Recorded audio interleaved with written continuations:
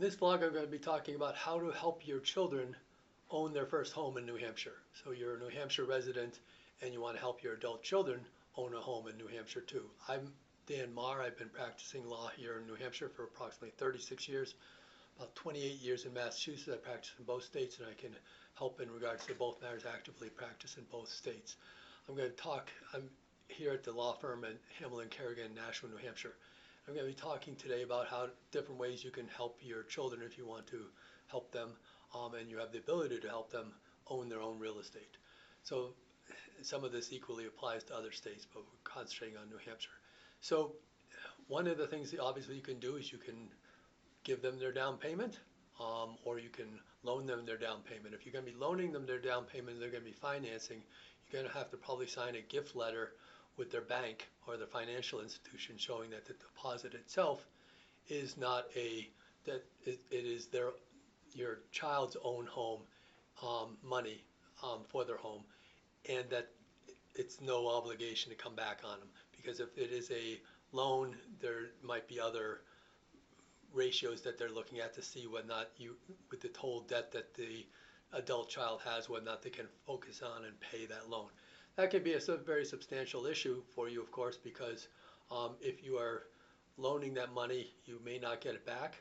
There's always a possibility that if you do have that loan still outstanding, you can address it in your will or your inheritance. If you think there's still going to be plenty of left over between you and your spouse, or if you're the widower or widow, what's left, you can accommodate that and you can offset that debt from the inheritance that would otherwise go to that child. So you can address it that way. And as long as it's not affecting your ability to keep the monies for your long-term care needs, you're not going to have any issues with Medicaid planning. And more likely, if you're at this level, you're not thinking about Medicaid planning. You're actually thinking about more than enough money for taking care of your needs before you think about your children. You should be selfish in regards to that. Make sure that you are, in fact, looking at your own best interest first, and then your children's interests. They are adults, and you want to help yourself first. Make sure you have enough.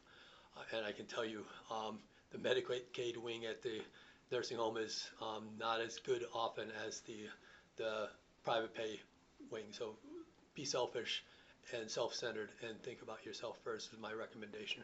But assuming that you're doing the loan route, you may have to give the gift letter. You should also consider the possibility that if you do a loan, you want to put it in writing to understand what the terms are, so that you and your child don't have a miscommunication. You think differently. You could both be honest, but remember things differently. You want to put it in writing, and a promissory note makes perfect sense. Whether or not it's going to be in 5 years you're going to pay us.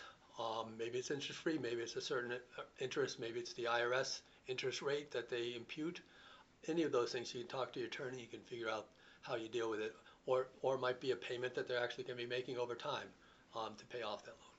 That's one way to deal with it. Another way to deal with this, and that can also reduce to get 20% down.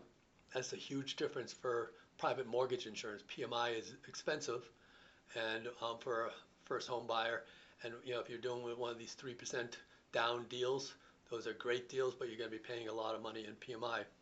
And that also, if you do that PMI and then house prices continue to go up, you might want to even think about refinancing, so you can maybe get the delta there, so you can get rid of the PMI, because it's huge. Sometimes the PMI also goes away in 5 years, but you can look at that program.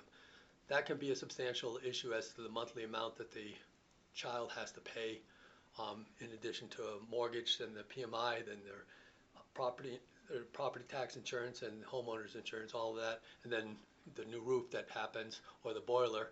That can be a cash flow drain for that person. So you can consider all those things. If you are putting yourself on the loan itself, I'm strongly recommending to any of the parents that are considering that, put yourself on the deed as well. You're going to be on the promissory note. Make sure you're on, in addition to being on the mortgage, of course, because you're going to be an owner.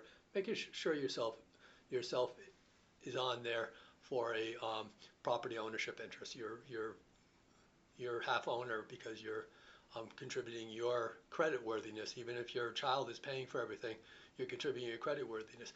a couple of things fall in. One, you're going to know what's going on if the loan, in addition to knowing that the loan is default because the bank's going to let you know on that, you're going to know if there's any property taxes are issues or any homeowners insurance issues. You're going to be notified of that. But you're also going to prevent the mistake that might be made by the child where they get into a relationship and they put somebody else on the deed. They can't really put somebody else on the deed when there's the two of you on the property. And you want to control that while you're still on the mortgage on this situation. So you want to look at your own self-interest in regards to that. I recommend that people put their name on the deed in New Hampshire or Massachusetts for that matter when they're also an obligor on this. And then you of course want to monitor that and see about, do you have an exit plan later on as to how you get out of this obligation. Of course, if your child is making all the payments and everything's being taken care of, then the equity is going to be growing. And then there might be a situation where the child wants to do a refinance, and at that point you want to get out of the property. You want to get out of that debt. So happy to talk to you about this. Talk to a lot of clients in regards to these issues. I'm Dan Marr at Hamblett Kerrigan in Nashua, New Hampshire. You can call us at 603-883-5501, or you can check out our website at naturalllaw.com. There's all these laws on there and a lot of other useful information. Look forward to working with you for the upcoming business. Thank you.